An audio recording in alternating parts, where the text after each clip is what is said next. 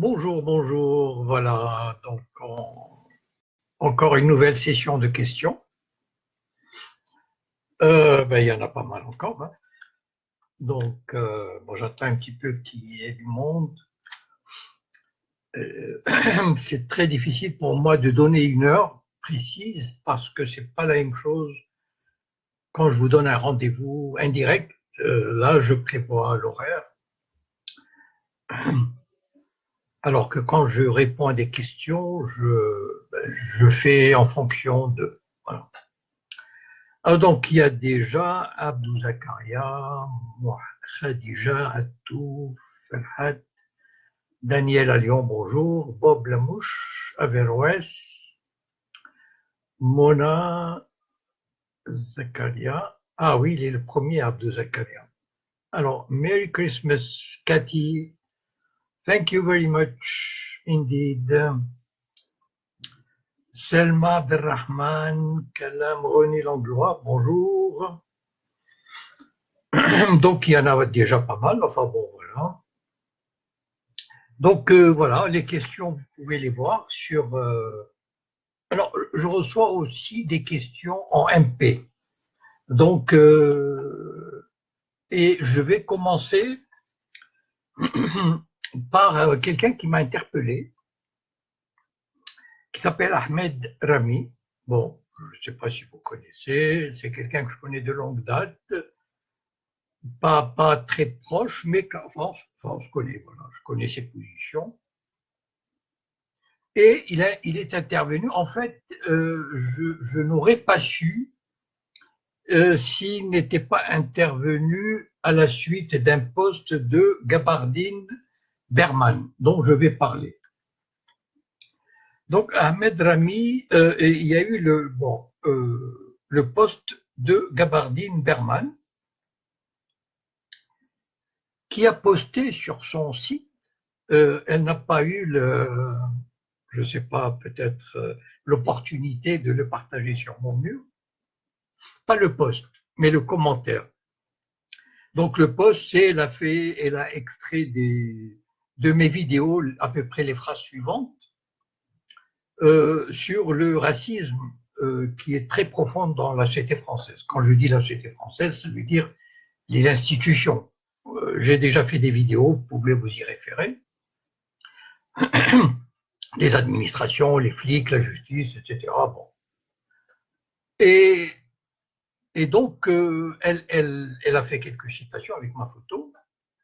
Et en dessous, il y a un passage. Alors, je crois que c'est d'elle, enfin, j'imagine, parce que c'est en jaune. Enfin, bon, en tout cas, il y a aucun autre nom. Où elle me fait comprendre que, en fait, à partir de 1789, la France était à 99% juive, ce que j'ignorais, mais elle tentait de me rappeler que je devais le savoir. Malheureusement, j'ignorais. Au point que Napoléon a dû accorder à cette France juive à 99% des droits de citoyens. On se demande bien pourquoi. Mais ce qui était plus amusant, c'est qu'elle me dit qu'en 1830, c'est-à-dire elle veut, comment dire, euh, elle, elle veut que, innocenter la France de l'invasion de l'Algérie et des crimes qui ont été commis. Alors, notez comment.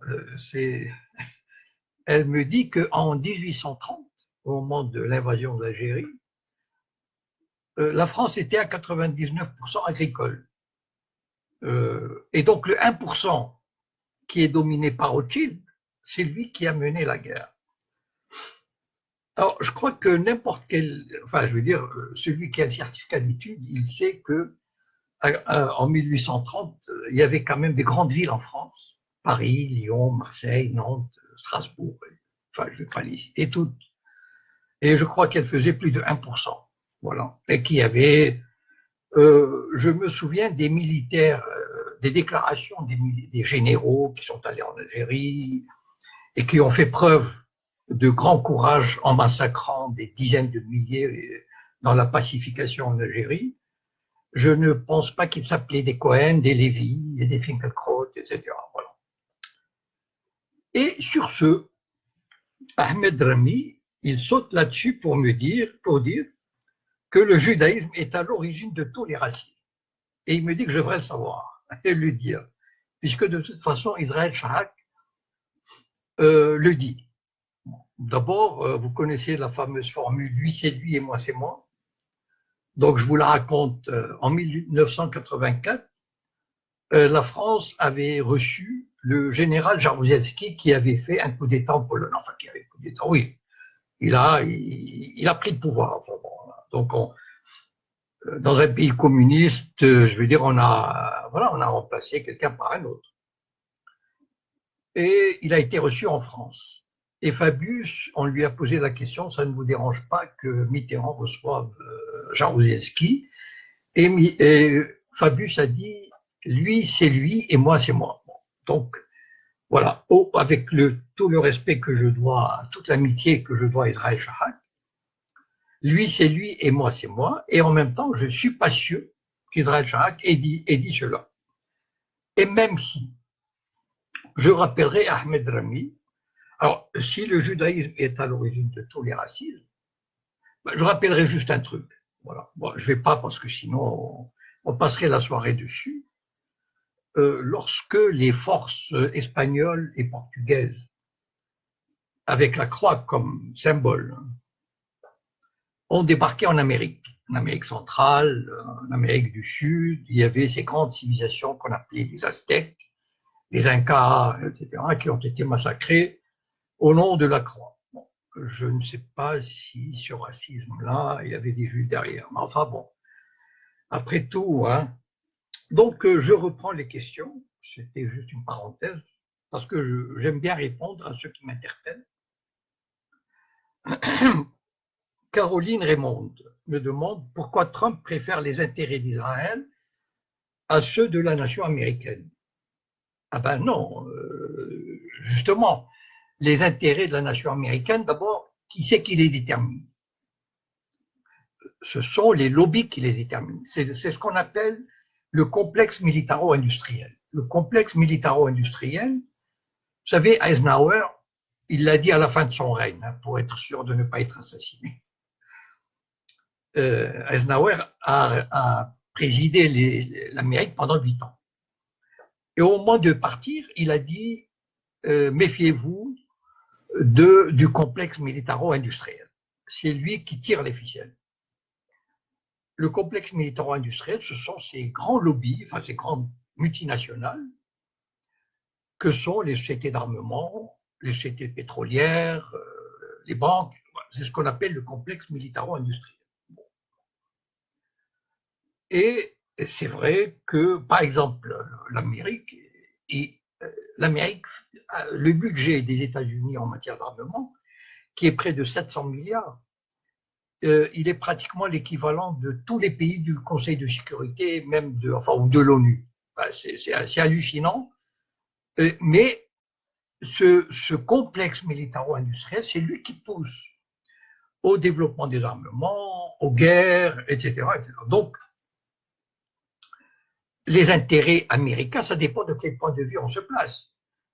Évidemment, vous prenez par exemple la dernière loi de Trump, qui passait pour quelqu'un qui défend les faibles. Je ne sais pas si vous êtes au courant, mais il a fait voter une loi de réduction de 1400 milliards, je crois, enfin, de dollars d'impôts sur 4 ans ou 6 ans. Enfin. Mais ça, c'est un cadeau fantastique fait aux riches. Parce que, en fait, les pauvres ou les classes moyennes vont économiser très peu, mais les riches vont économiser énormément. Et qui a décidé ça? C'est le complexe militaire. Ça veut dire tout ce lobby sous-jacent, secret, etc., qui fait pression et qui fait diriger la politique américaine dans ce sens-là. Or, le complexe militaro-industriel, il a intérêt à s'allier avec Israël. Parce que ce n'est pas des raisons morales. Israël lui apporte la domination sur le Moyen-Orient. C'est-à-dire que depuis qu'Israël existe et il est fort, le monde arabe, il est au pied de l'Amérique. Regardez l'Arabie Saoudite, l'Égypte, etc., etc. Bon, tous les pays arabes se sont inclinés devant la puissance américaine. Et ça, c'est un résultat qui est dû en grande partie à Israël. Vous savez, si l'Amérique donne à Israël 3 milliards 8, vous savez, c'est comme si, pour un pays de 8 millions d'habitants, 3 milliards 800 millions de dollars par an, c'est qu'il lui rend service. C'est-à-dire, il rend service au complexe militaro-industriel. Il rend service à ceux qui tirent les ficelles. Parce que le gouvernement américain, que je sache, ni Trump ni les autres, n'a jamais exercé ses fonctions dans l'intérêt du droit international, de la justice, du bien-être social, de la santé pour tous, de l'éducation. Il faut pas rêver.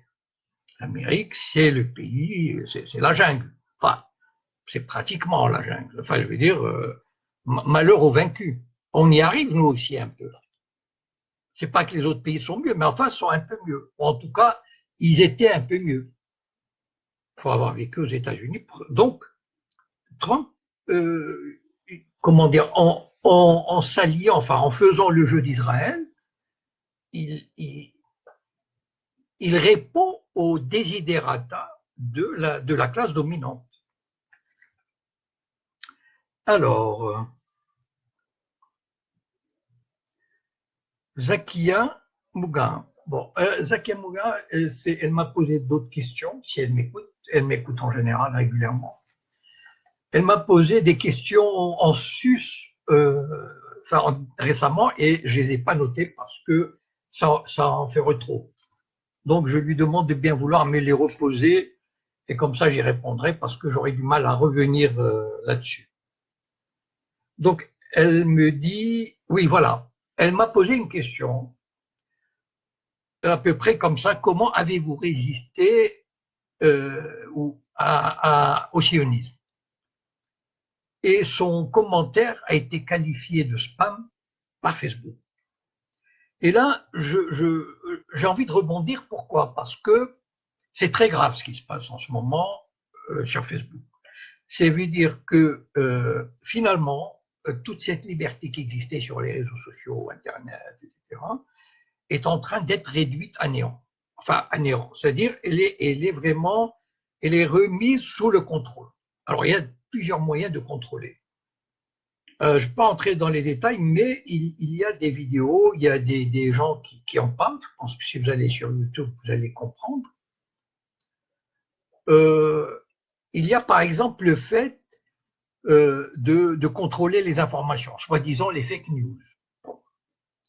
Il y a aujourd'hui, on a développé des algorithmes très sophistiqués pour déclassifier des vidéos ou bien vous savez, quand vous faites par exemple, quand vous cliquez, et ils vont pas vous montrer Russia Today tout de suite.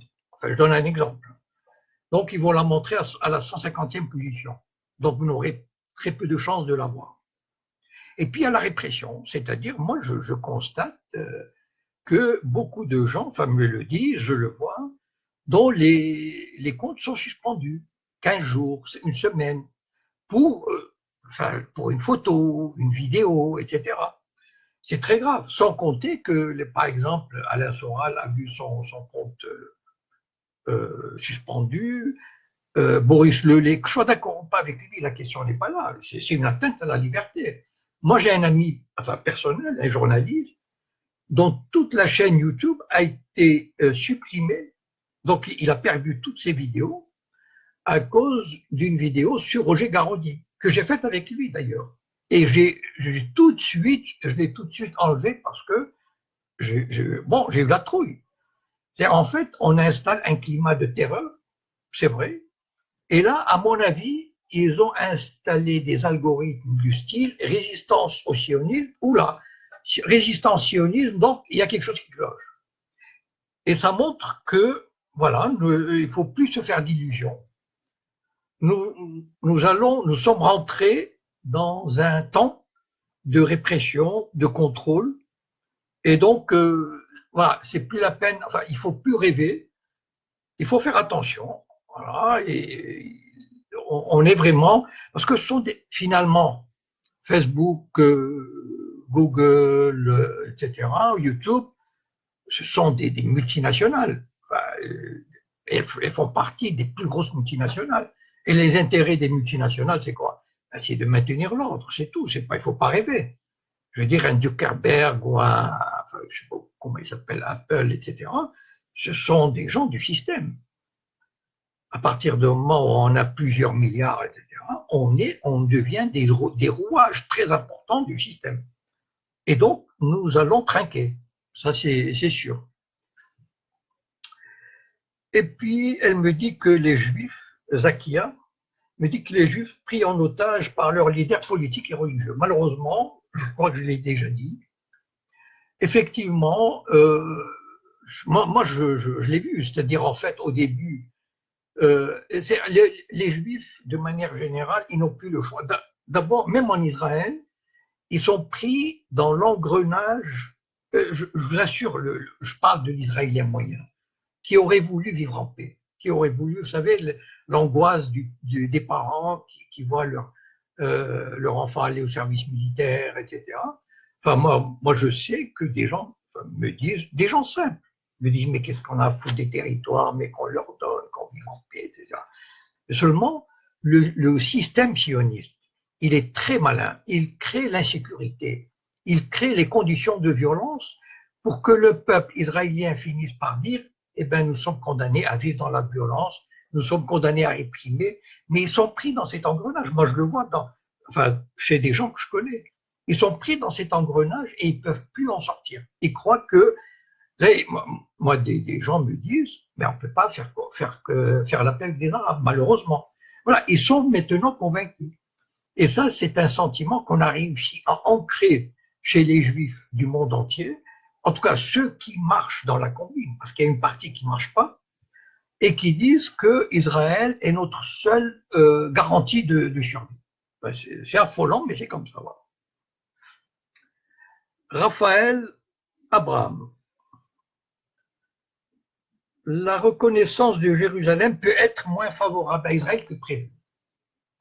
C'est un point de vue qui est assez partagé. Enfin, je veux dire, au début, il y a des observateurs, même israéliens, qui ont dit Trump nous a mis nous a tendu un piège et nous a mis dans de beaux draps. Ça peut se défendre. Ça peut se défendre. Ça aurait pu se défendre si, je vais vous dire. Moi, je défends l'idée que j'aimerais que la colonisation israélienne et l'occupation aillent jusqu'au bout. Ça veut dire soit totale et sans retour. Et comme ça, les Palestiniens verront qu'il n'y a pas lieu de collaborer, d'espérer un État palestinien. Et vis-à-vis du monde entier, Israël redeviendrait l'occupant. Voilà. Ça, c'est le schéma que moi, je défends. Bien. Et dans ce sens-là, moi, je pense que la reconnaissance de Jérusalem aurait pu entraîner cette prise de conscience. Malheureusement, vu la situation, j'y crois pas beaucoup. Bon, d'abord, tous les pays arabes, en dehors de la Syrie, mais enfin la Syrie a ses problèmes, poussent pour une solution. Ils n'en ont rien à fiche. Comme je l'ai dit, pour eux, les Palestiniens, c'est, comme on dit en anglais, a pen in the ass. Bon, je ne sais pas si vous comprenez, voilà. Voilà, je ne traduis pas, mais bon,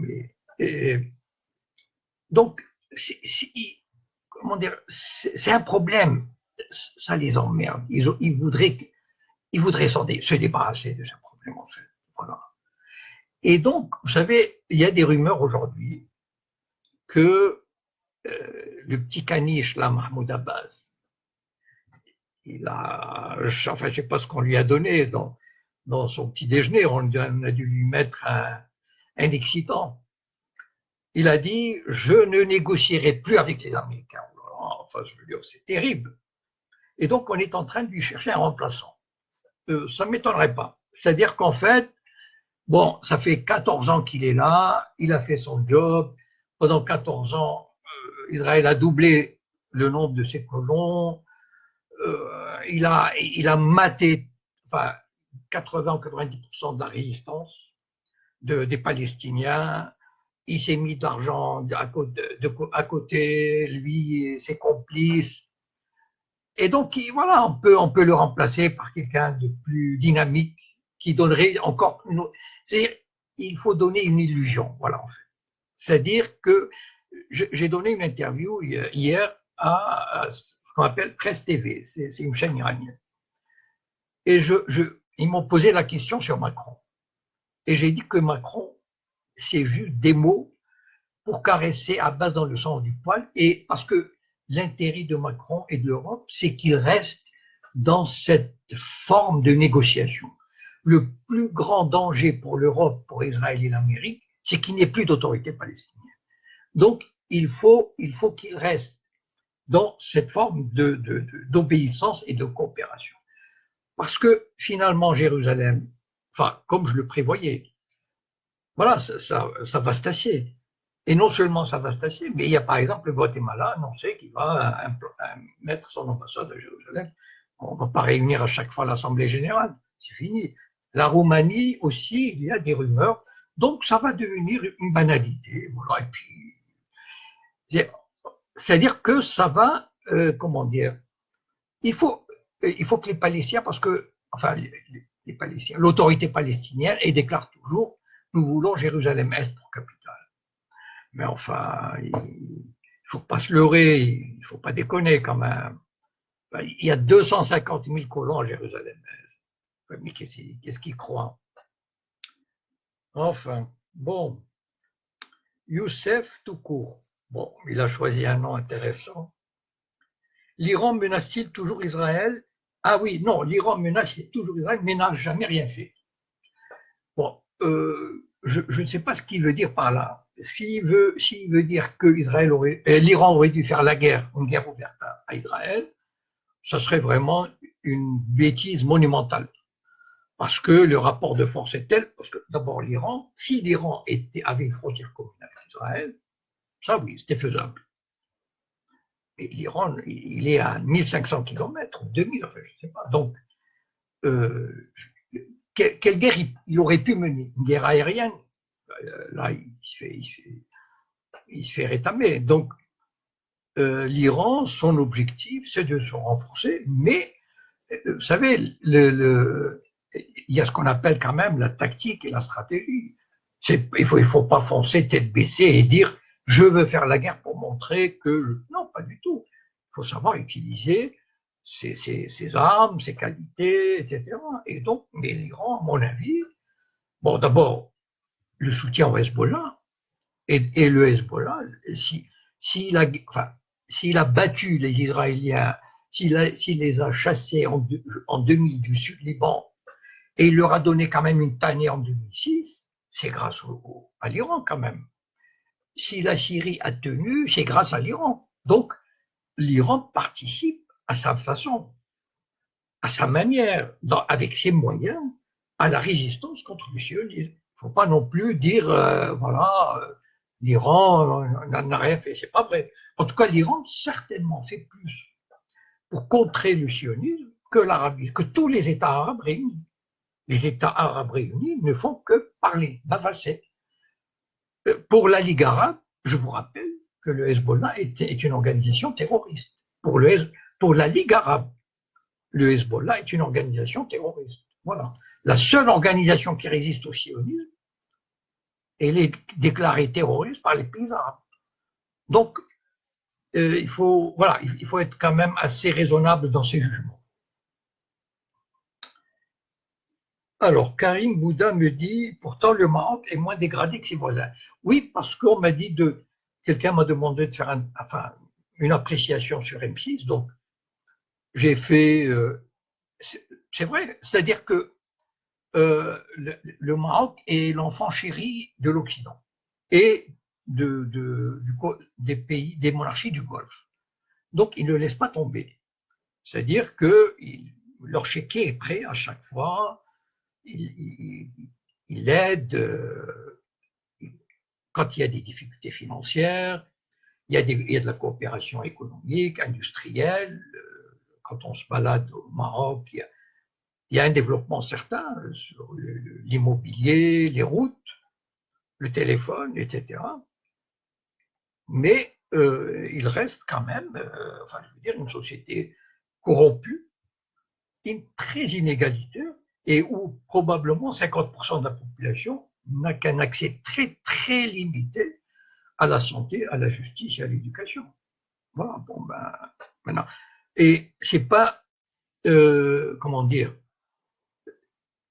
c'est pas parce que c'est un pays qui n'a pas les moyens. Il aurait eu les moyens de développer, mais il concentre ses moyens de développement à faire copain-copain avec les riches et les pays industriels, au détriment de sa population. Voilà.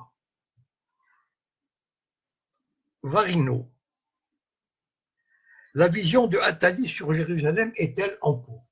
Ou encore de réalisation, j'imagine. Tout à fait. Voilà, il a, vous savez, Attali, c'est quelqu'un qui, à mon avis, c'est quelqu'un qui sait de quoi il parle. Voilà.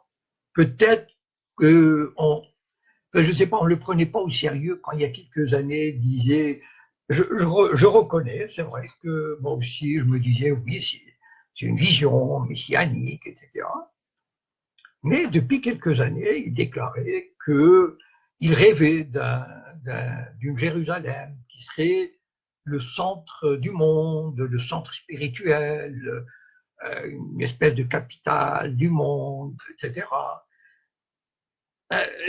On y arrive. C'est-à-dire que, en fait, à moins, sauf si l'État sioniste, disons, disparaît d'une façon ou d'une autre. Mais Jérusalem, voilà, on est en train d'instituer cette capitale, d'abord reconnue, et moi je pense que c'est une question de mois ou d'années avant qu'elle soit quasiment reconnue de facto par les grands États du monde. Il ne faut pas croire beaucoup les États européens qui font, vous savez, leur vierge effarouchée, ou c'est pas bien, etc. Mais en fait, ils ne font rien contre. Et donc, c'est-à-dire symboliquement, je pense, ce qui me frappe, et je dois reconnaître que Israël a fait depuis quelques années un rétablissement diplomatique fantastique. Sincèrement, moi-même, je suis plutôt surpris, désagréablement surpris, mais c'est un fait. Israël a réussi un rétablissement diplomatique fantastique en Afrique, en Asie, c'est le grand copain, grande amitié avec la Chine, l'Inde, etc., enfin, l'Amérique latine, l'Europe est, enfin, je veux dire, que fait l'Europe contre l'occupation, etc. Rien, rien. L'Amérique est derrière. Alors, franchement, la position diplomatique d'Israël, elle est aujourd'hui, elle est fantastique. Voilà. Il n'y a pas d'autre mot. C'est-à-dire, c'est un pays qui fonce, qui occupe, au vu et au su. Vous savez, au lendemain de la résolution du Conseil de sécurité sur Jérusalem, le lendemain, Israël a annoncé la construction de 6 000 logements à Jérusalem-Est. C'est un bras d'honneur fait à toute la communauté internationale. Ça, là, 6 000 logements, ça veut dire à peu près 6 000 logements multipliés par 6, mettons 7, ça fait 50 000 habitants. Encore, enfin, mais tous les jours, il y a ça, toutes les semaines. Et donc, c'est un pays, c'est un État qui bénéficie d'une impunité totale.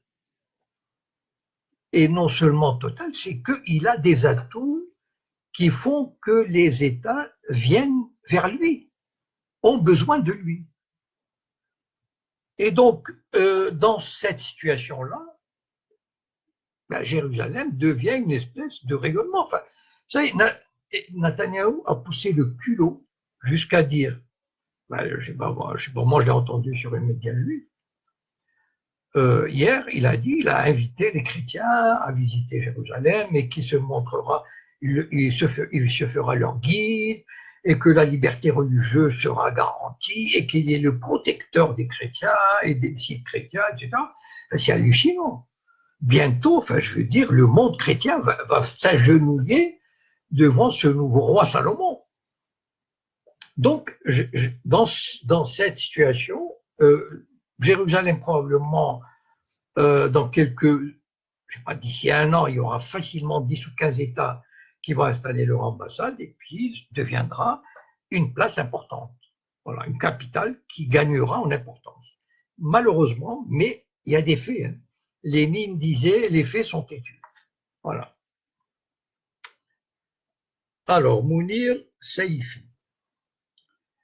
Existe-t-il un lobby sioniste puissant à Washington ou s'agit-il d'une question d'intérêt entre Washington et Israël?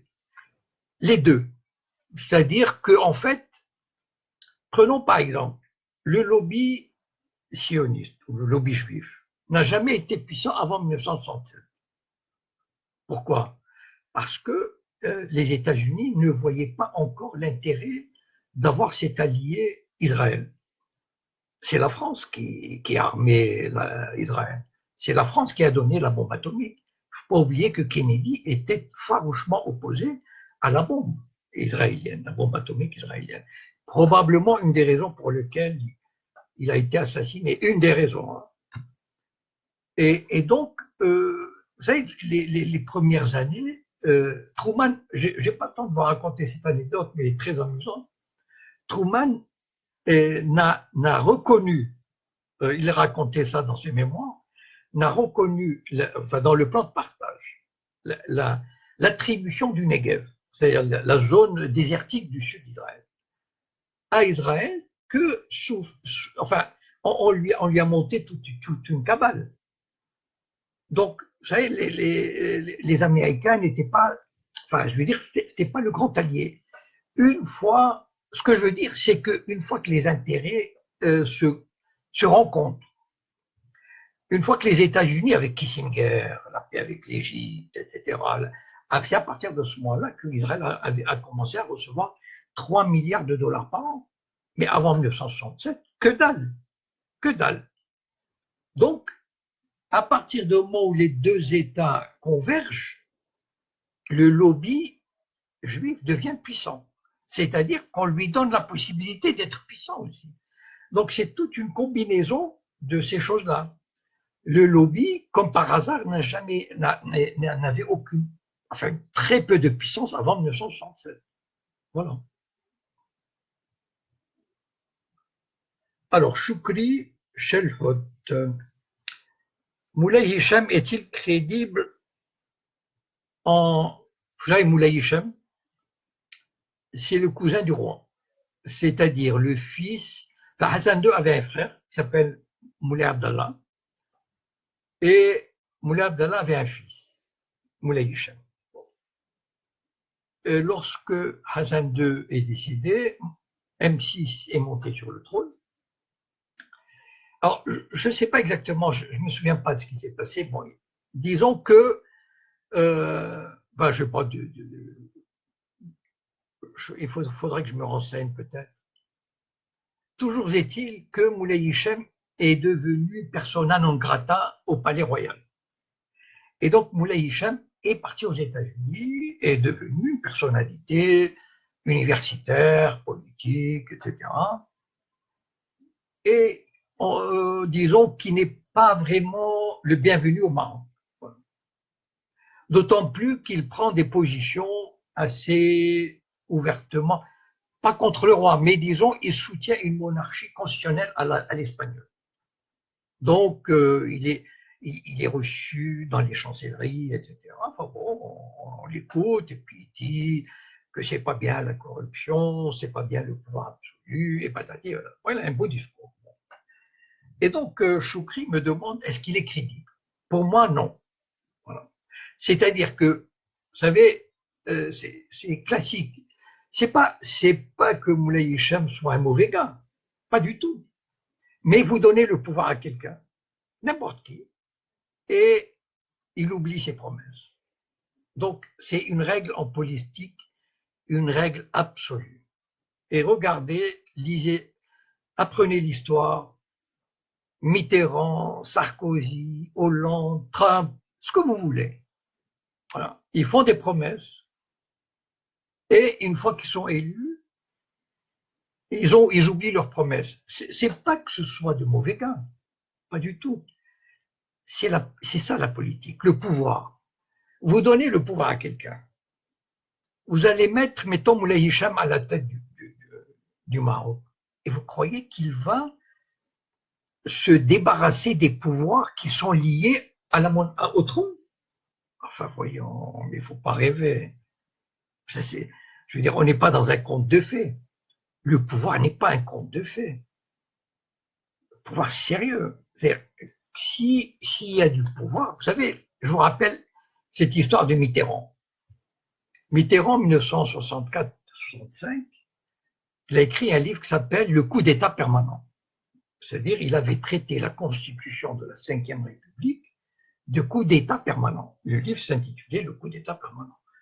Le titre est extraordinaire, c'est-à-dire que pour lui, cette constitution de la Ve République est une atteinte quotidienne au droit, à la justice et à l'équilibre des pouvoirs. Ce qui est vrai d'ailleurs, c'est-à-dire qu'on l'appelle d'ailleurs une monarchie républicaine.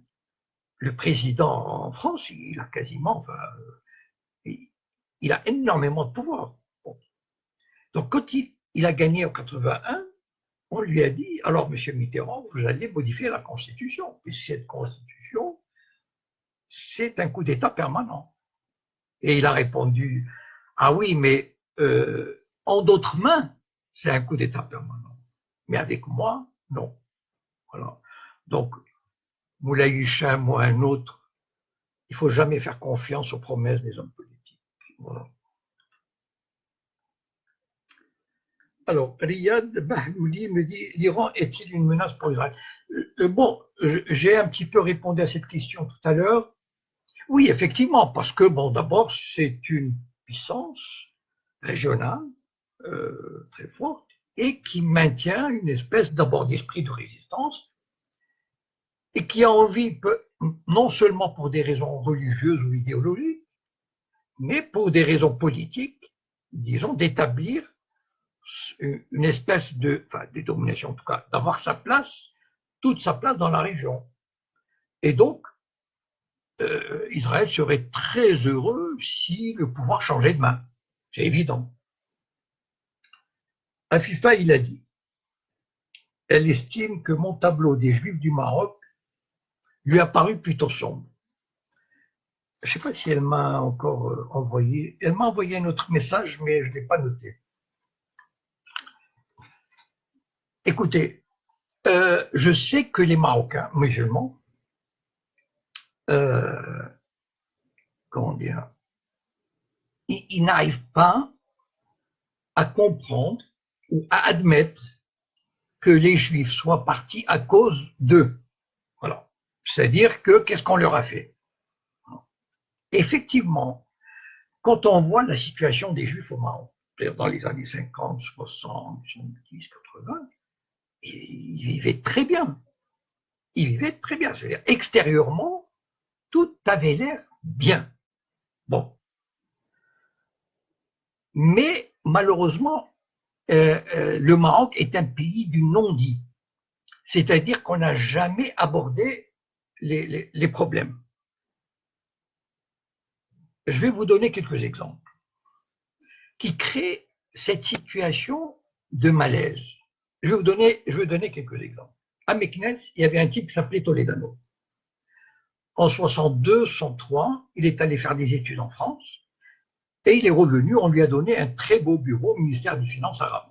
Un grand bureau, des responsabilités, etc. Je ne sais plus quel. Je connais très bien la famille Toledano, cette famille Toledano. Seulement, pour les fascistes, il faut ça, les musulmans d'origine fasciste, les nationalistes. Vous savez, quand ils parlent du juif, ils disent Léoudi Hachak. Le juif, passez-moi l'expression. Voilà. C'était intolérable de voir un juif à occuper une telle responsabilité. C'était intolérable. Pour eux, c'est intolérable. Voilà. C'est comme ça. Voilà. Ils se disent, voilà, c'est pas possible, c'est pas normal. Et donc, on lui a monté un coup. C'est-à-dire qu'un jour, il y a un chaouch, un planton, là, il est rentré dans le bureau et il a laissé négligemment une enveloppe sur un coin du bureau. Et il est sorti. Et deux flics sont entrés comme par hasard, ils ont commencé à regarder, ils ont dit, ah, il y a une enveloppe, ah, il y a de l'argent, ah, corruption. Bon, c'était cousu de fil blanc, parce que la corruption au Maroc, alors là, bon. Bref, Toledano a été arrêté, il restait quelques jours, enfin, détenu, puis il est parti en France. Il a fini fondé de pouvoir chez Rothschild. Voilà ce que le Maroc a perdu. Mais non seulement ça, parce que c'était quelqu'un de Meknès. Moi, je me souviens. J'ai raconté ça dans un roman qui s'appelle Du danger de monter sur la terrasse. À Meknès, je me souviens, c'était un tremblement de terre. C'est-à-dire que tous les jeunes, vous savez, nous, on n'avait rien à faire, on n'avait pas d'argent. Le soir, on se baladait sur le boulevard. Voilà, on faisait des va-et-vient. Tous les jeunes du Mella faisaient le va-et-vient. Bon, si on avait un peu d'argent, on achetait des frites. Bon, voilà. Et je me souviens, cette affaire nous avait, mais c'est en fait, qu'est-ce qu'on avait tiré de cette affaire? Il faut partir. Voilà. C'est-à-dire que le juif n'est pas sa place ici. Donc, pour Madame, comment elle s'appelle déjà, Afifa Hilali, elle aurait pu voir des juifs comme ça, tranquilles et tout, étudiants et tout, mais elle ne sait pas. Les juifs ne lui ont jamais dit ce qu'ils ressentaient. Mais moi, je sais, c'est pour ça que je vous le raconte. Et même quand je le raconte aux Marocains au Maroc, ils n'en reviennent pas, parce que c'est une histoire qui n'a jamais été écrite. Donc, ces jeunes juifs, leur seul désir était de partir. Ils se sont mis en tête de partir. Moi, quand j'étais à Casa, j'ai fait des études, j'étais major de ma promotion quand même, en 67, et je me suis dit, il faut que je parte. C'est-à-dire, on m'avait rien fait. J'ai été considéré, enfin, tout. Bon, mais je me suis dit, c'est comme ça, c'était dans ma tête. Maintenant, un autre exemple. Il y avait, je raconte dans un roman qui s'appelle Du danger de monter sur la terrasse. Au début des années 60, il y a eu un phénomène, des petites filles juives étaient enlevées, comme ça dans la rue, elles disparaissaient, elles étaient converties à l'islam, on les mettait quelque part, etc. Pour les juifs qui se sentaient des citoyens de seconde zone, ça veut dire qu'ils avaient intégré l'idée qu'il ne fallait pas gueuler. C'est pas comme des citoyens qui vont au commissariat ou au tribunal et dire hey, faites des recherches et retrouvez notre fille. Pas du tout. Ils s'écrasent. Ils s'écrasent.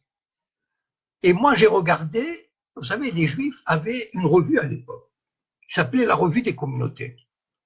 Et j'ai vu les couvertures. Qu'est-ce qu'ils disaient? Ils disaient pas c'est intolérable, machin. Non. Ils demandaient humblement et respectueusement aux autorités que de tels actes ne se reproduisent pas. S'il vous plaît, bon, la fille est perdue, c'est pas grave, mais que voilà dans quel état on a vécu. Un autre exemple. En 1967, bon, qu'est-ce que les Juifs du Maroc ont à faire avec la guerre de juin 67? Le parti de l'Istiklal, encore lui, il est facile. Je me souviens, j'étais à Casablanca. Ils avaient lancé des appels au boycott des Juifs marocains. D'accord? Ils disaient, leurs journaux, dans leurs journaux, l'opinion, ils disaient attention, telle pharmacie, telle adresse, c'est un juif, n'achetez pas chez lui. Tel magasin, c'est un juif et ils vendent de l'électricité, n'achetez pas chez lui. Tel fonctionnaire, il faut le renvoyer, etc. Bien. C'était, comment dire, c'était une opération de boycott ouverte, publique. Qui a dénoncé ça? Personne. Qui? Voilà. Est-ce que les syndicats ont dit ah non, mais attention, c'est des citoyens? Non, c'est pas vrai. Aucun parti politique, aucun syndicat. Alors, qu'est-ce que vous voulez que les Juifs fassent? Les Juifs ont fait vous savez, ils sont des Marocains après tout. Ils se sont dit ok, on va vivre tranquillement, on va faire semblant, on va envoyer nos enfants et on va partir. Au final, 99,5% des Juifs sont partis. C'est pas à moi de faire un tableau sombre. Je vais dire quelque chose. Comment ça se fait qu'une minorité qui vit dans un beau pays et qui était bien installée au Maroc, comment ça se fait que cette minorité parte à 99,5%? Est-ce que vous pouvez me citer un seul exemple dans l'histoire? C'est pas possible. S'ils sont partis, c'est qu'il y avait quelque chose. Ils ressentaient quelque chose. Quelque chose que le non-dit du Maroc empêchait d'éclater, empêchait d'élaborer. C'est ça le drame du Maroc. C'est que le non-dit ne permettait pas qu'on pose les problèmes. Vous savez, je regrette énormément tout cela, mais malheureusement, voilà, c'est un fait historique. Alors, Bouyesh Slahi, je crois, c'est Lahi ou Slahi. Je m'excuse, des fois je note, mais en vitesse. Le régime syrien est-il l'ennemi de l'État sioniste?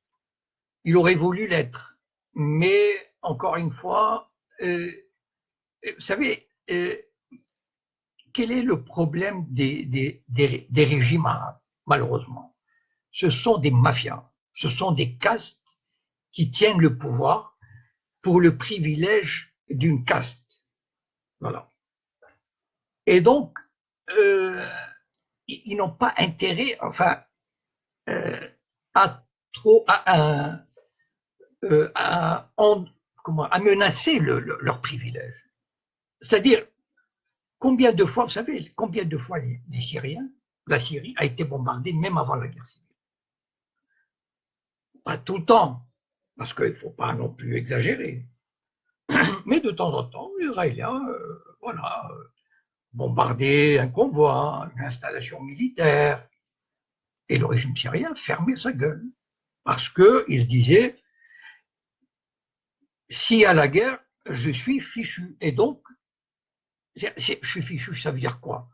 Ça veut dire que tous les privilèges qu'on a ramassés, tous nos comptes à l'étranger, etc., vont être touchés. Voilà. Si c'était des régimes démocratiques et populaires, avec une légitimité populaire et démocratique, ils auraient pu mener une forme de guerre de guérilla, de soutien, etc. Bon. Et donc, le drame de la Syrie, c'est vrai qu'il ne s'est pas aplati comme l'Égypte, mais enfin, on n'est pas loin, disons. Voilà. Momo Danf me dit pourquoi les islamophobes sont sionistes. Très intéressant. Les juifs de France, enfin je vais parler de la France, ont réussi, les juifs sionistes bien sûr, ont réussi un coup magistral. Fantastique. Si vous suivez les sites de droite ou d'extrême droite, c'est-à-dire ceux qui sont islamophobes, comme TV Liberté, Riposte Laïque, Boulevard Voltaire, enfin, je ne sais pas si vous connaissez, moi j'aime bien, je regarde, etc.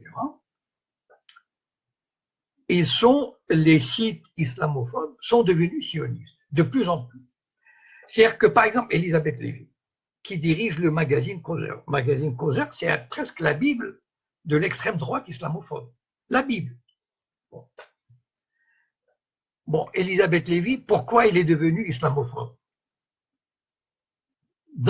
Pour défendre Israël, in fine, c'est-à-dire empêcher les musulmans d'avoir leur place en France, de manière à empêcher une dérive de la France vers le tiers-monde, vers le monde arabe, vers un moindre soutien à Israël. Donc il fallait écraser les musulmans de France. Donc il faut développer toute cette campagne islamophobe, de voile, islam égale islamisme, etc. Enfin bon, surveiller les mosquées, les tenues. Les juifs peuvent faire ce qu'ils veulent, ça, il n'y a pas de problème. Ils peuvent fêter dans la rue Hanouka avec 1000, 5000 personnes, sous la protection de la police. Enfin, Manuel Valls peut dire que les juifs doivent être fiers de porter la kippa, alors que les musulmanes doivent porter le foulard, mais avec beaucoup de discrétion, c'est-à-dire raser les murs, etc. Mais en fait, toute cette campagne contre l'islam, contre les musulmans, a été menée de main de maître par le lobby judéo-sioniste. Et ce lobby judéo-sioniste, qui auparavant, il y a quelques années, aurait été, disons, gêné d'avoir des amitiés ou des alliés dans l'extrême droite, aujourd'hui, l'extrême droite et le sionisme marchent main dans la main. Et donc, l'islamophobie est devenue un peu leur cheval de bataille à tous les deux. Et c'est très souvent, par exemple, Elisabeth Badinter, c'est en fait tous les juifs sionistes, enfin les grands noms, Finkielkraut, Elisabeth Lévy, Elisabeth Badinter, Pascal Bruckner, etc., etc. Et d'ailleurs, si vous regardez, mettons, Boulevard Voltaire ou Riposte laïque, ils défendent tout le temps Israël. C'est devenu maintenant leur combat commun. Et c'est pour ça que les islamophobes sont devenus sionistes. C'est assez récent, mais ça marche, ils convergent, leurs intérêts convergent. Youssef, en deux, enfin séparés, me dit quelles sont les limites du Mossad. Si je savais. Les limites du Mossad, c'est les limites de tout service secret. Bon, d'abord que le Mossad peut faire des conneries aussi. Et par exemple, en 1973, il visait un responsable palestinien en Norvège et ils ont assassiné un serveur d'un café, mais un serveur marocain. Ils l'ont pris pour un autre. Ça veut dire qu'ils peuvent faire ils peuvent rater leur coup, etc. Enfin bon, c'est plutôt rare. Les limites, en fait, le problème, c'est que, vous savez, les États sont des monstres froids. Et il faut oublier les États qui ont soi-disant des idéologies. Il fut un temps où la Chine, la Russie, ou l'URSS défendaient le communisme. Ça, c'est fini. Aujourd'hui, la Chine, l'Inde, l'Amérique, l'Europe collaborent. Enfin, ils trouvent souvent des terrains d'entente avec le Mossad. Ça ne veut pas dire qu'ils ne sont pas concurrents, mais souvent, ils partagent les mêmes intérêts. Ça veut dire maintenir l'ordre mondial, etc. Et donc, les limites du Mossad viendraient si Israël n'était plus considéré comme cet allié indispensable et incontournable du reste du monde, malheureusement. Et je termine avec Karim Djellal qui me dit la communauté juive de Montréal, son support au sionisme. Et il me cite un ou deux cas. Bon, ça me touche d'autant plus que moi j'ai vécu à Montréal dans les années 70.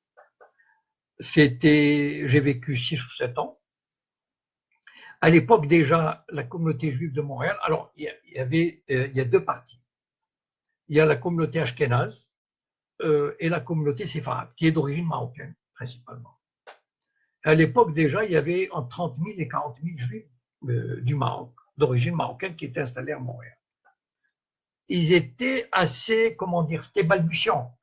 Ils venaient à peine d'arriver, ils s'organisaient un peu, etc. Et j'ai l'impression de ce qu'il me dit, parce que je ne suis pas, sincèrement, enfin honnêtement, je ne suis pas l'actualité de ce qui se passe à Montréal d'assez près. Voilà, je n'ai pas la possibilité, peut-être pas le temps, etc. Enfin, mais d'après ce qu'il me dit, il y a effectivement maintenant un lobby juif important à Montréal, qui probablement a fait la jonction entre la communauté séfarade et ashkénaze, et qui agit comme ici. Mais la différence, c'est que d'abord, le Canada n'a pas une tradition islamophobe et raciste. Ça, c'est indéniable. Je veux dire, d'ailleurs, regardez, vis-à-vis des musulmans, des mosquées, des fêtes musulmanes, etc. C'est pas du tout la France. La France est un pays profondément, viscéralement raciste. Voilà. Et donc, il y a déjà ce problème. Je n'ai jamais rencontré un problème, par exemple, de contrôle d'identité au faciès. Ils ne contrôlent pas les identités au Canada. Ça n'existe pas. Ici, enfin, je veux dire, c'est terrible quand on est Gounoul ou Black. Donc déjà, il y a déjà cet avantage. Ils ont déjà cet avantage. Et en même temps, c'est une société ouverte, hospitalière, mais en même temps, les musulmans, il y a quand même maintenant pas mal de musulmans qui viennent du Maghreb, qui viennent du Moyen-Orient. Donc, moi, je dis à Karim Djellal et à ses amis, il faut qu'ils s'organisent eux aussi. C'est une question d'organisation. Si les Juifs s'organisent pour défendre Israël, pour défendre les sionistes, eh ben, eux aussi devraient s'organiser parce qu'ils sont dans une société ouverte, tolérante, qui respecte beaucoup plus que la France, qui respecte le droit, etc. Vous savez, on me dit par exemple, Dieudonné n'a pas pu faire son spectacle. Et ça, c'est le problème des Sayanim au Canada. C'est-à-dire, voilà, les Sayanim probablement ont des positions. C'est pas les autorités. Si vous voulez, les Sayanim ont des positions dans le monde du cinéma, du spectacle, etc. Ils s'appellent et ils ont des contacts, ils ont des amis, et puis ils arrivent à bloquer un individu, enfin, Dieudonné par exemple, alors que le gouvernement n'y est pour rien. Ce ne sont pas les autorités. C'est-à-dire ils savent intervenir où il faut. Ils ont déjà placé leur personne là où il fallait. Voilà, donc je vous dis à la prochaine. Merci pour vos questions, vos commentaires. Et puis je vous souhaite une bonne soirée, puis de bonnes périodes de fête. Profitez-en bien. Bonne soirée, au revoir.